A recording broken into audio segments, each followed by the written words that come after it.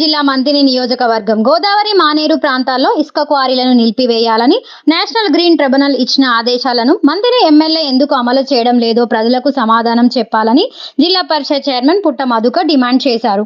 మంతిని పట్టణంలోని రాజగృహలో ఏర్పాటు చేసిన విలేకరుల సమావేశంలో పుట్ట మధుకర్ మాట్లాడుతూ ఈ ప్రాంతంలో పెద్ద ఎత్తున ఇసుక గురించి మాట్లాడినటువంటి ప్రస్తుత శాసనసభ్యుడు ఈరోజు ఇసుక గురించి నోరు మెదపకపోవడానికి కారణం దయచేసి ప్రజలకు వివరించాలని సవినయంగా విజ్ఞప్తి చేస్తూ ఉన్నాను.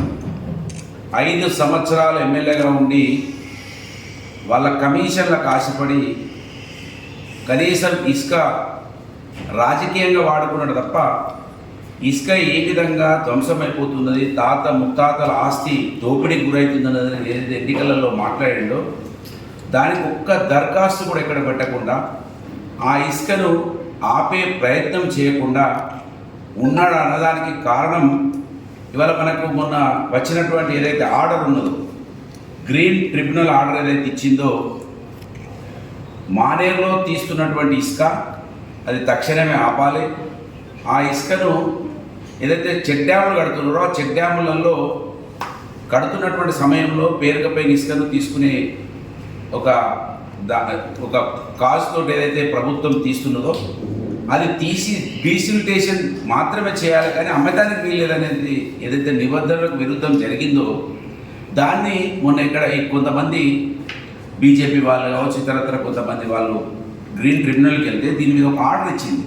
గ్రీన్ ట్రిబ్యునల్ ఏమని ఇచ్చింది, ఇది మీరు ఇసుక తీసిండ్రు 25 కోట్లు ఇప్పటికే కట్టాలి, ఇంకా దాన్ని ఎనాన్స్ చేసి ఎంతైతే లెక్కలు తీసి తర్వాత మిగతా అంతా కూడా కట్టాలని వాళ్ళు ఆర్డర్ ఇచ్చుకుంటూ ఇంకొక ఆర్డర్ కూడా ఇచ్చారు. వాళ్ళు ఏమని గోదావరిలో కూడా ఇసుక క్వారీని ఆపాలని ఇచ్చారు. గోదావరిలో కూడా ఇసుకను ఆపాలని ఇచ్చారు.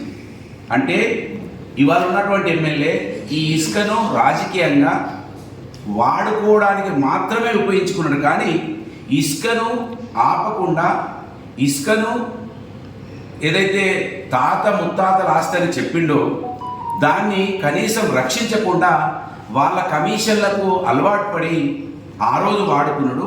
ఇవాళ ఇప్పటికే దాదాపు 5 నెలల్లో మనం ప్రతిరోజు చూస్తూ ఉన్నాం, ఎక్కడ చూసినా ఇసుక డంపులు దాదాపు ఇది డబల్ ఎస్ ట్యాక్స్, ఇద్దరు అన్నదమ్ముల ట్యాక్స్లో ఈ అన్నదమ్ముల ట్యాక్స్లలో ఇక్కడ తమ్ముడు దాదాపు 25 కోట్ల రూపాయలు ఇప్పటికే సంపాదించాడు. ఎవ్వరు దగ్గరికి వెళ్ళినా కూడా మంత్రి ఎమ్మెల్యే నోటు నుంచి వెళ్ళే మాట ఏంటంటే నేను 100 కోట్ల రూపాయలు ఖర్చు చేసి గెలిచిన తమ్ముడు అక్కడ చూసుకుంటాడు, ఆయన కనుసన్నలు అన్నీ కూడా నడుస్తాయని ఏదైతే ఆయన చెప్తా ఉన్నాడో ఇప్పటికే ప్రతిరోజు ఇసుక డంపులు దొరకనటువంటి రోజు ఉండలేదు. దాంట్లో కూడా ఇసుక డంపులు ఎప్పుడు దొరుకుతున్నాయి అంటే కాంగ్రెస్ పార్టీ వాళ్ళే గ్రూపులుగా ఏర్పడి వాళ్ళు ఫోన్ చేస్తే మాత్రమే పోలీసు వాళ్ళు వస్తున్నారు. కాంగ్రెస్ పార్టీకి సంబంధించినటువంటి వ్యక్తులు వచ్చి ఫోన్ చేస్తే మాత్రమే వస్తున్నారు తప్ప వేరే పార్టీల వాళ్ళు లేకపోతే ఏదైనా సోషల్ ఆర్గనైజేషన్స్ ఎవరైనా యూత్ వాళ్ళు వచ్చి ఫోన్లు చేస్తే పోలీసు వాళ్ళు కూడా స్పందిస్తలేరు. ఇవాళ స్పష్టంగా కనబడుతున్నది మంత్రి ఎమ్మెల్యే గోదావరిలో కూడా ఇసుక క్వారీని ఆపమంటే ఎందుకు ఆపుతలేడో ఇవాళ జవాబు చెప్పాలి. అంటే కారణం తమ్ముడు ఇక్కడ డబ్బుల వసూల కార్యక్రమాన్ని చేస్తున్నాడు కనుక అందాజు ఇప్పటి వరకు 25 కోట్ల రూపాయల డబ్బు తమ్ముడి జేబులలోకి పోయింది. ఈ తమ్ముడు ఇక్కడ అన్నీ కూడా సెటిల్మెంట్లు జరుపుతూ ఉన్నాడు. ల్యాండ్ మాఫియా జరుగుతూ ఉన్నది, ఇక్కడ మట్టి మాఫియా జరుగుతూ ఉన్నది, ఇక్కడ ఇసుక మన బియ్యం మాఫియా జరుగుతూ ఉన్నది. ప్రతి ఒక్క మాఫియాకి ఇప్పుడు కేంద్రం అయిపోయింది మంత్రి నియోజకవర్గం. తాత ముత్తాతల ఆస్తి దోపిడీ గురవుతున్నదని మాట్లాడినటువంటి ఎమ్మెల్యే గ్రీన్ ట్రిబ్యునల్ ఆర్డర్ ఎందుకు మంత్రి నియోజకవర్గం, ఇంకా ఎస్పెషల్లీ ఇక్కడైతే ఇది జయశంకర్ భూపాల్పల్లి జిల్లాలో ఇల్లీగల్ గోదావరి రివర్ జయశంకర్ భూపాల్పల్లి జిల్లా అని కూడా గ్రీన్ ట్రిబ్యునల్ ఇక్కడ చెప్పింది. ఇవాళ కూడా పలివెల మండలంలో క్వారింగ్ జరుగుతూ ఉంది. అంటే కారణం దీన్ని ఎన్నికలకు వాడుకోవడానికి మాత్రమే ఆ రోజు కాంట్రాక్టర్ల దగ్గర డబ్బులు వసూలు చేసాడు మంత్రి ఎమ్మెల్యే. ఇవాళ కూడా డబ్బులు వసూలు డబల్ ఎస్ ట్యాక్స్ ద్వారా ఇదంతా కూడా ఖజానా పోతా ఉన్నది. గోదావరిలో మానేరులో ఇసుక ఆగకపోవడానికి కారణం ఇవాళ ఖచ్చితంగా మంత్రి ఎమ్మెల్యే వాళ్ళ తమ్ముని కనుసన్నలో నడుస్తున్నటువంటి ఈ కుంభకోణాన్ని మీ ద్వారా ఈ సమాజానికి చెప్పాలని నిర్ణయించడం. స్పష్టంగా గ్రీన్ ట్రిబ్యునల్ ఆర్డర్ ఇచ్చింది. మారేళ్లలో గోదావరిలో ఇసుక క్వారింగ్ మొత్తం కూడా ఆపాలని. ఇప్పటికి కూడా గోదావరిలో ఆగలేదు. దీనికి కారణం మంత్రి ఎమ్మెల్యే గారు ఓట్ల సమయంలో తాత ముత్తాతల ఆస్తి దోసుకపోతున్నారు ఎన్నడన్నా ఒక దరఖాస్తు ఇచ్చకనైనా ఇసుకను ఆపే ప్రయత్నం చేసిండా ఎమ్మెల్యే?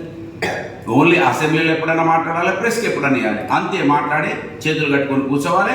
వాళ్ళు కాంట్రాక్టర్లు కమిషన్లు ఇవ్వాలి, తీసుకోవాలి. ఇది ప్రభుత్వం మీద నెపం మోపాలి. ఇక్కడ ఉన్నటువంటి నాయకత్వాన్ని బదనాం చేయాలి. దీని మీద దృష్టి కేంద్రీకరించింది తప్ప ఎక్కడ కూడా ఇసుక ఆపే దానికోసం ఒక్క దరఖాస్తు కూడా. ఇవాళ దరఖాస్తు పెడితే ఒక ఆర్డర్ వచ్చింది, దరఖాస్తు పెట్టలేదు. ఇవాళ కూడా ఆపుతలేడంటే కారణం దాదాపు 25 కోట్ల రూపాయలు తమ్ముని జేబులలోకి పోయినాయి. ఇది ఇప్పటికైనా మంత్రి ప్రజలు గమనించాలి. ఇసుక దోపిడీ జరుగుతూ ఉన్నది. ఆ రోజు ఒకవేళ ప్రభుత్వం తీసినా కూడా అది ప్రభుత్వం ఖజానాకే జమైంది, ప్రతి పైసా కూడా. కానీ ఇవాళ ప్రభుత్వ ఖజానాకు డబ్బులు జమైంది లేవు. ట్యాక్స్ ద్వారా తమ్ముని జేబులలోకి డబ్బులంతా కూడా పోతూ ఉన్నది. మాకు సమగ్రమైనటువంటి సమాచారం దాదాపు తక్కువ 25 కోట్ల రూపాయలు ఈ కాలంలోనే సంపాదించుకోవడం జరిగింది. 100 కోట్లు ఈసారి పోయిన ఖర్చును సంపాదించుకొని వచ్చేసారికి 200 కోట్ల టార్గెట్ తోటి ఇవాళ ట్యాక్స్ మంత్రిలో పనిచేస్తూ ఉన్నది. లోకల్గా కొంతమంది ఉన్నారు, వాళ్ళ దోపిడీ జరుగుతూ ఉన్నది. అంటే ఇవాళ మంత్రిలో దోపిడీకి అడ్డగా మారిపోయింది ఇవాళ మంత్రి ఎమ్మెల్యే నాయకత్వంలో. ఇవాళ దీనికి జవాబు ఏదైతే ఎన్జిటి ఇచ్చిందో ఈ ఆర్డర్ మీద మంత్రి ఎమ్మెల్యే జవాబు చెప్పాలి. ప్రజలకు ఎవరు దోసుకపోతా ఉన్నారు, ఈ దోపిడీకి కారణం ఎవరు? 5 సంవత్సరాల ఎమ్మెల్యేగా ఒక్క దరఖాస్తు పెట్టి కూడా దీన్ని ఆపలేదు. దీన్ని బట్టే ప్రజలు అర్థం